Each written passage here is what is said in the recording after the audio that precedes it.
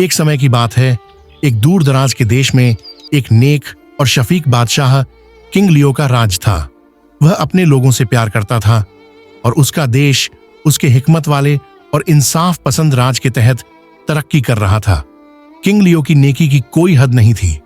वह अक्सर किले से बाहर निकल जाता था और एक आम आदमी की तरह अपने मुलाजिमों की जिंदगी का तजुर्बा करने के लिए वह उनसे बात करता, उनकी फरियादों को सुनता और जहां कहीं भी मदद कर सकता था।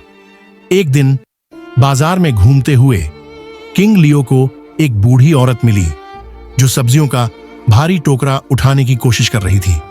हिचकिचाहट के बिना वह उसकी मदद के लिए दौड़ पड़ा और उसके लिए टोकरा उठा लिया।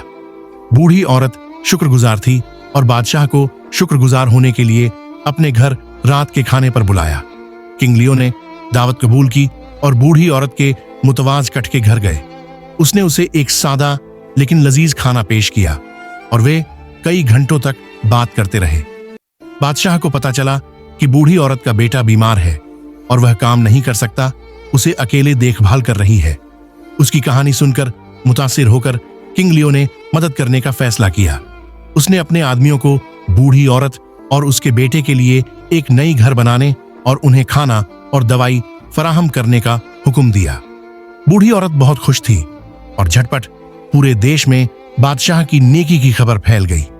समय गुजरने के साथ किंग लियो की एक नेक और परहेजगार हुक्मरान के तौर पर शोहरत दूर दूर तक फैल गई। करीबी मुल्कों के लोग उसकी मदद के लिए आते थे और वह कभी भी किसी को नहीं टालता था। उसका देश गरीब, बीमार और जरूरतमंदों के लिए एक पनाहगाह बन गया।